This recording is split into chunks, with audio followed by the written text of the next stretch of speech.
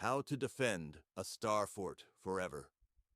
For about 300 years, from roughly 1500 to 1800, if you wanted to build a fortress that could actually survive an artillery siege, there was really only one shape that worked. Not a square, not a circle, a star. And understanding why requires understanding what gunpowder did to the entire logic of defensive architecture, because it didn't just make old castles obsolete, it made an entire category of geometry obsolete and forced military engineers to solve a problem from scratch. Part 1. Why the old castles stopped working. Medieval castles were built to defeat one specific threat, people trying to get over, through, or under a wall using muscle power. Tall walls stopped ladders. Thick walls stopped battering rams. A moat stopped tunneling. Round or square towers gave archers overlapping fields of fire along the wall face. For centuries, that combination was essentially unbeatable, provided the defenders had food, water, and enough men to hold the line. Then, sometime in the mid-1400s, cannons got good enough to matter. Not the early bombards, which were slow, unreliable, and about as dangerous to their own crew as to the enemy. But the second generation, with cast bronze barrels, standardized gunpowder charges, an iron shot that could punch through masonry from several hundred yards away. This broke the old system in one very specific way. A tall stone wall is a wonderful target for a cannon.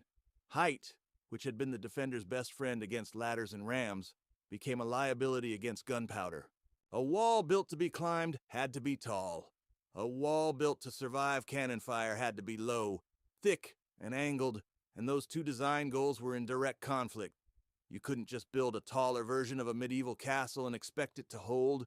The clearest demonstration of this came in 1494, when the French army under Charles VIII rolled a modern siege train through Italy on its way to Naples. Fortresses that had stood for generations, designed to withstand years of medieval siege warfare, fell in hours rather than months. Italian engineers watched this happen in real time and understood, almost immediately, that everything they knew about fortification was now dangerously out of date. Part 2. The problem with round towers.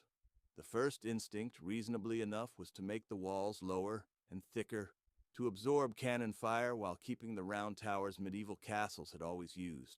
This turned out to be only half a solution, and the flaw is worth understanding in real detail, because it's the entire reason star forts exist.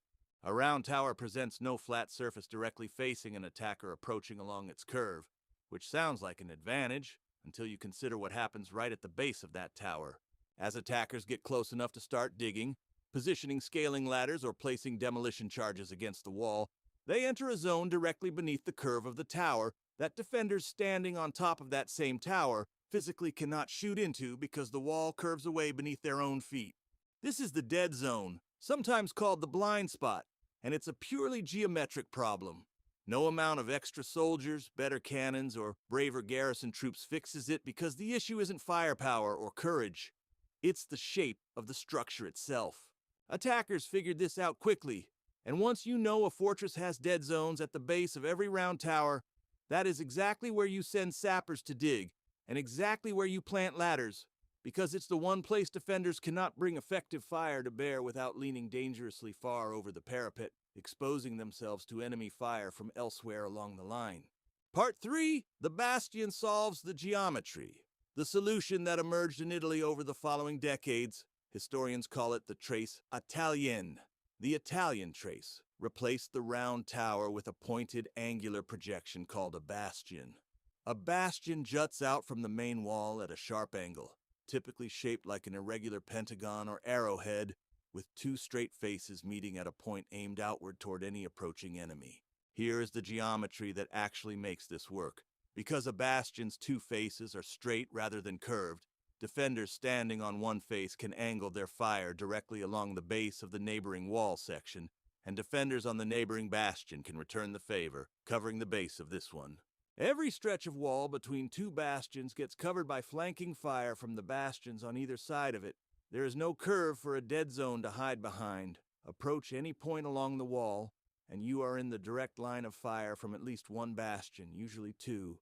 Multiply that single bastion by 4, 6, 8, however many a given fortress required, space them evenly around the perimeter, and you get the shape everyone recognizes today. A fortress that looks, from directly above, like a star. That shape isn't decorative, and it isn't symbolic of anything. It's the direct, mechanical consequence of solving one narrow engineering problem, eliminating dead zones, using straight-line geometry instead of curves. Part 4. It's not just the points. A star fort was never simply a wall shaped like a star. The bastion trace was one layer in a much deeper defensive system, and the other layers mattered just as much to understanding why these fortresses were so difficult to take by force. In front of the main wall, engineers typically built a ravelin, a separate, freestanding triangular earthwork sitting out in the ditch between two bastions. Its job was to protect the more vulnerable curtain wall directly behind it, forcing an attacking army to fight through an entirely separate obstacle before they could even reach the fortress's main defenses.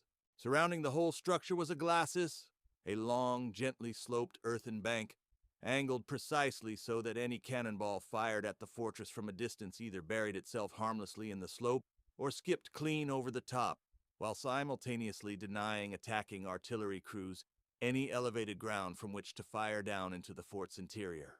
The walls themselves were typically earthen ramparts faced with brick or stone, rather than solid masonry blocks throughout, because packed earth absorbs the shock of a cannonball far better than rigid stone does. Stone tends to shatter on impact and send lethal splinters flying in every direction, often more dangerous to defenders than the original cannonball. A shot that hits a solid medieval stone wall can bring down an entire section of it in one strike. A shot that hits an earthen rampart faced with brick just gets absorbed, leaving a small crater that a work crew can patch the same night. Part 5.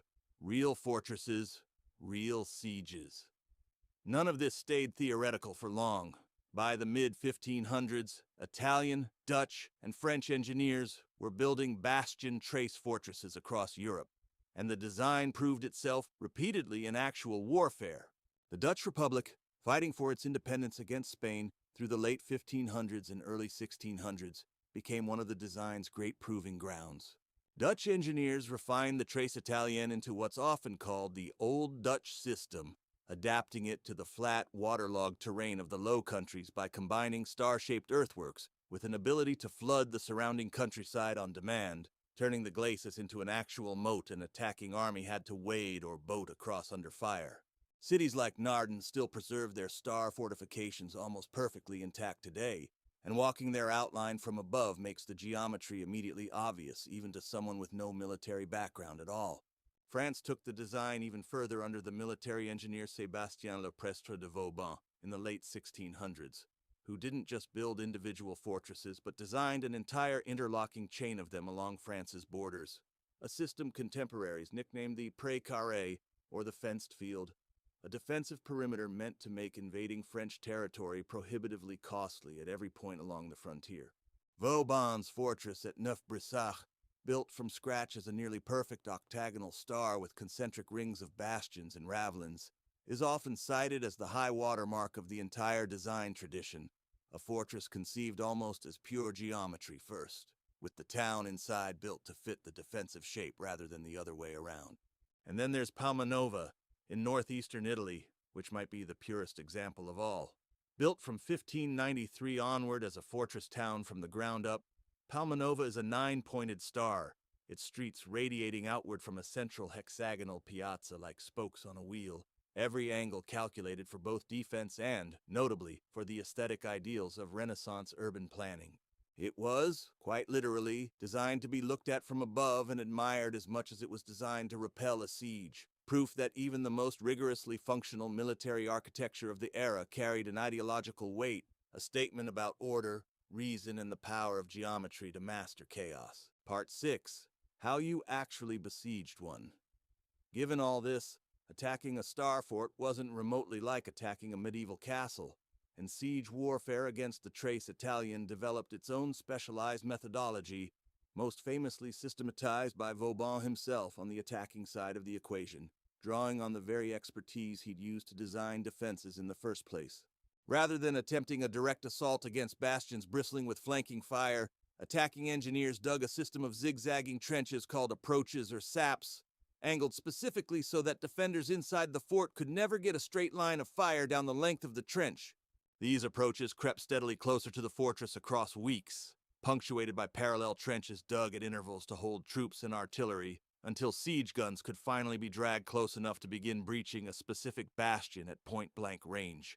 It was slow, methodical, almost mathematical warfare, closer to a prolonged engineering duel between two sets of trained specialists than to the chaotic storming of a wall that medieval sieges often were. This is a large part of why Star Fort sieges dragged on for months rather than days.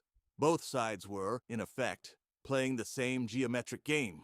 Attackers trying to advance under cover, the defenders' own design had tried to eliminate. Defenders trying to bring fire to bear on trenches specifically dug to deny them the angle. A garrison with adequate supplies, functioning bastions, and disciplined gunners could make an attacking army pay dearly for every yard of ground, which is precisely the outcome the entire system had been engineered to produce. Part 7. Why Forever? Wasn't really an exaggeration. This combination, angular bastions eliminating dead zones, ravelins forcing attackers through layered obstacles, a glacis neutralizing long-range bombardment, and earthen ramparts absorbing rather than shattering under cannon fire, made star forts extraordinarily difficult to reduce by direct assault. Sieges that would have taken a medieval fortress days or weeks to crack could stretch a well-built star fort out to many months, sometimes well over a year, frequently forcing an attacking army to essentially starve a garrison into surrender rather than break through by force at all. That effectiveness came at real cost, and it's a cost worth taking seriously. These fortresses were enormously expensive and labor-intensive to build, requiring vastly more earth-moving, surveying precision, and skilled engineering supervision than a medieval castle ever demanded. That expense is exactly why star forts cluster so heavily around wealthy, strategically vital trading cities in contested border regions. The Low Countries, northern Italy, the French frontier. Places where whatever was being protected was valuable enough to justify building this way in the first place. By the mid-1800s, rifled artillery and high-explosive shells had finally advanced far enough to outpace what earthen ramparts and angular bastions could absorb, and star forts gradually stopped being built for serious military purposes, giving way to lower, more dispersed concrete fortifications better suited to the new reality of industrial-era firepower. But for roughly 3 centuries, this shape solved a problem no earlier fortification design had managed to solve, and that's the entire, unglamorous, purely geometric reason so many of them are still standing today in the exact star-shaped outline their original engineers gave them, scattered across cities from the Netherlands to Italy to the Americas, quietly proving, to anyone who bothers to look at a map from above, that sometimes the most elegant military solution really is just a matter of getting the angles right.